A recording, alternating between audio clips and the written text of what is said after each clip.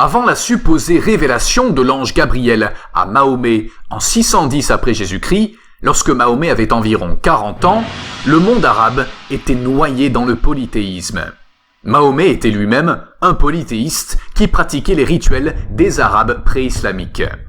L'utilisation du nom d'une divinité dans leur propre nom était monnaie courante. Par exemple, la mère de Mahomet, Amina, était la fille de Wahb ibn Abd Manaf, le grand-père maternel de Mahomet, dont le nom propre contenait celui de la divinité Manaf. Même chose pour le nom de la grand-mère maternelle de Mahomet, qui se nommait Bara bint Abd al-Uzza. Elle portait le nom de la déesse Uzza. Abd al-Muttalib, le grand-père maternel de Mahomet, un autre païen, priait Allah en se tenant à côté de la statue d'Hubal, le dieu lune, le seigneur de la Kaaba. Le père de Mahomet, un païen, s'appelait Abd Allah, qui veut dire serviteur d'Allah. L'Arabie pré-islamique avait aussi ses divinités. C'étaient des statues de pierre volcaniques ou météorites informes qui ont été trouvées dans les déserts et qui auraient été envoyées par des divinités. Les divinités les plus importantes étaient Hubal, le dieu masculin de la Kaaba, et les trois déesses sœurs Al-Lat, Al-Manat et Al-Uzza. La tribu de Mahomet, les Kouraïch, pensait que ces trois déesses étaient les filles d'Allah, de son vrai nom Hubal. Hubal était le principal dieu de la Kaaba parmi 360 autres divinités. Il était représenté par une statue d'homme dont le corps était en pierre d'agate et un des bras formés en or massif. La statue d'Hubal se tenait à l'intérieur de la Kaaba. Devant elle se trouvaient 7 flèches de divination. Une caractéristique importante de l'islam de notre époque est que la plupart de ces rites et pratiques furent adoptés à partir de traditions païennes arabes de l'époque de Mahomet.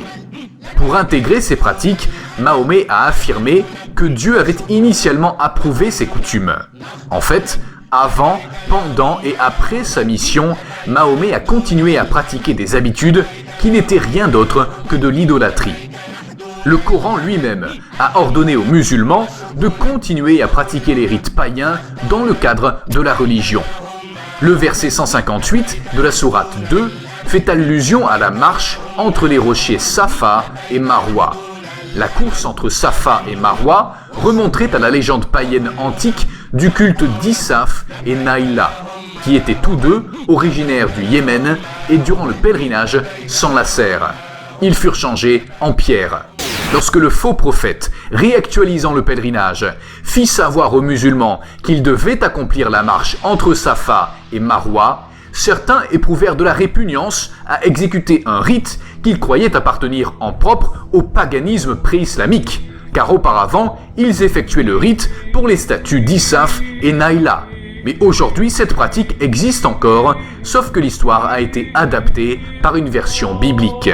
Déjà à l'époque, le pèlerinage des païens comprenait des rites similaires au Hajj, le pèlerinage musulman, essentiellement autour de la Kaaba qui contient la pierre noire. Un type de bétyle ou pierre météorique dont le culte était répandu au Proche-Orient depuis l'Antiquité. À la Mecque, les pèlerins pré-musulmans se rasaient le crâne comme les musulmans aujourd'hui pour se mettre en état de sacralisation. C'est très semblable aux coutumes hindouistes. Le mot Hajj, pèlerinage islamique à la Mecque, est dérivé de hak, qui veut dire friction en langue arabe, car il y avait un rituel païen dans lequel les femmes frictionnaient leurs parties génitales sur la pierre noire, espérant ainsi augmenter leur fertilité. Elles enduisaient la pierre avec le sang des menstrues et tournaient nues tout autour. La pierre noire faisant l'objet de vénération dans les sources antiques, il s'agit plus particulièrement d'une météorite, dans lesquelles les anciens Arabes voyaient la manifestation d'une divinité céleste. La pierre noire de la Kaaba n'est pas tombée du paradis, comme l'affirment les musulmans, et elle n'a pas été la seule à être adorée. Nous retrouvons la pierre Benben du temple solaire d'Héliopolis en Égypte, adorée bien avant la naissance de l'islam, le bétyle de la Cybèle phrygienne, rapporté à Rome en 204 avant Jésus-Christ, la pierre noire d'Émèse, la pierre noire de Douchara à Pétra, l'Artémis de Sardes, l'Astarté de Paphos, le Yotirlinga, Lingam de lumière est un phallus de pierre qui manifeste la présence de Shiva, un dieu de l'hindouisme.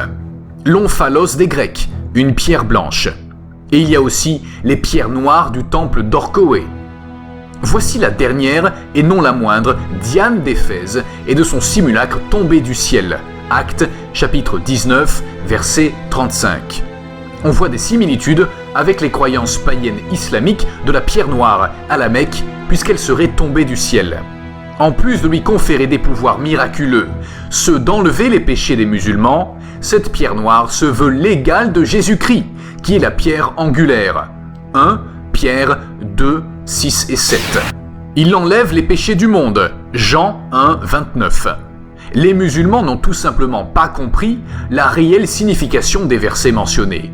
Ils ont tout simplement placé cette pierre dans un angle de la Kaaba pour faire allusion au Christ, qui est la pierre angulaire, qui ôte les péchés du monde.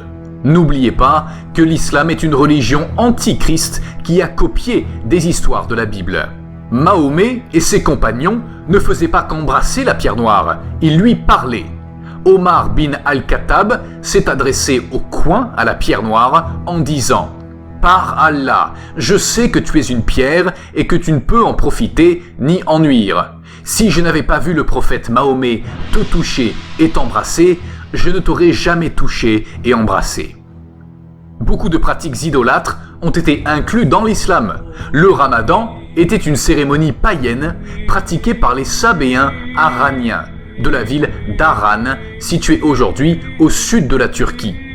D'après les écrits d'Abu Zanad, un écrivain arabe d'Irak qui a vécu vers 747 après Jésus-Christ, nous concluons qu'au moins une communauté mandéenne située dans le nord de l'Irak a observé le ramadan. À cette époque, Haran était également connu dans la haute antiquité pour être l'un des deux principaux sanctuaires, avec la ville d'Ur, dédiée au dieu lune Sin. Le faux prophète de l'islam était identifié comme un sabéen. Les sabéens, adorateurs des astres, leurs prières étaient toujours précédées d'ablutions. Ils effectuaient 5 prières quotidiennes, ils avaient les cheveux longs et portaient des blouses blanches. Les Sabéens partageaient avec Mahomet la pratique d'aller dans des grottes pour s'y recueillir. Selon la tradition, c'est dans une grotte que le faux prophète de l'islam a reçu sa révélation. Des sources contemporaines de Mahomet indiquent que lui et ses premiers disciples ont souvent été qualifiés de Sabéens. Ibn Yuraï, qui a vécu au 8e siècle, a également écrit « Les Sabéens sont à Sawad et sont entre les magiciens, les chrétiens ou les juifs. » Il a également écrit que les polythéistes ont dit de Mahomet « c'est un Sabéen ». La religion des Sabéens leur ordonnait de s'abstenir de boire et de manger depuis le lever du soleil à son coucher, et cela durant 30 jours. C'est exactement le ramadan que pratiquent les musulmans actuellement. 9e mois du calendrier lunaire islamique, un calendrier réglé sur les phases de la lune. C'est une observance rigide de 30 jours de jeûne diurne. Il commence et se termine par une lune croissante. L'observation de ce jeûne était pratiquée bien avant l'apparition de l'islam chez les païens, en Asie et Moyen-Orient, par les adorateurs du dieu lune. Toutes ces pratiques païennes sont manifestement visibles aujourd'hui dans l'islam.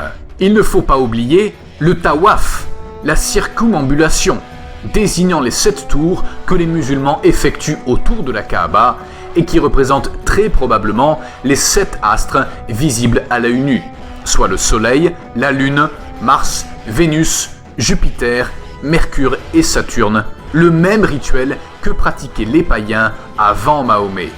La Kaaba, maison du seigneur Hubal, le dieu Lune, qui prend ses racines du dieu Sin de la Mésopotamie, prendra diverses formes au cours des époques et des régions. Le seigneur de la Kaaba, au temps de Mahomet, était en fait Hubal, ou plutôt Baal Hu. Le Hu définissait son titre de seigneur, ainsi Baal Hu se nommait Hubal. Vous imaginez l'imposture. Allah, le dieu de l'islam, prendra la maison d'un dieu né du paganisme, Hubal, le seigneur de la Kaaba, pour en faire sa demeure. Pour les musulmans qui disent que la Kaaba, c'est la maison d'Allah, il faut se poser une sérieuse question, sachant que la pierre noire relève du paganisme. Alors pourquoi Allah rejette le polythéisme mais autorise la pierre noire païenne d'être implantée sur sa maison? Voici une erreur du Coran concernant la Kaaba, ce qui le discrédite comme étant un livre tombé du ciel, comme le prétendent les musulmans. Dans la sourate 2, verset 125, Allah dit « Et rappelle-toi, quand nous fîmes de la maison, la Kaaba, un lieu de visite et un asile pour les gens, adoptez donc pour lieu de prière ce lieu où Abraham se tint debout, et nous confiâmes à Abraham et à Ismaël ceci. Purifiez ma maison pour ceux qui tournent autour, y font retraite pieuse, s'y inclinent et s'y prosternent. » Dans ce verset, on voit que la Kaaba a été construite. Allah dit « Quand nous fîmes de la maison un lieu de visite et un asile pour les gens. » Puis Allah purifie la Kaaba. Voilà que 2 versets plus loin, dans le verset 127, Abraham et Ismaël élèvent les assises de la Kaaba alors qu'elle est déjà construite. Posez-vous des questions. En réalité, la Kaaba n'a rien à voir avec Abraham et Ismaël. C'est un patrimoine totalement païen. Le professeur égyptien, et en premier lieu le modèle de la littérature arabe, le docteur Taha Hussein, a dit ce qui suit. Le cas de cet épisode est vraiment très évident parce que c'est une date récente qui est entrée en vogue juste avant la montée de l'islam. L'islam l'a exploité pour des raisons religieuses. Par ailleurs, selon des hadiths sahih, Mahomet avait même prévu le démantèlement de la Kaaba. Mahomet dit « Ô Aïcha, si votre peuple n'était pas aussi proche de la période de l'ignorance, j'aurais démantelé la Kaaba et aurais placé 2 portes à l'intérieur, une pour l'entrée et l'autre pour la sortie. » On voit l'insignifiance de la Kaaba pour Mahomet. Et c'est la même chose pour Allah, il s'en fout carrément. Bien qu'Allah mentionne qu'il protège sa parole, sourate 18, verset 27, il n'est pas en mesure de protéger sa maison.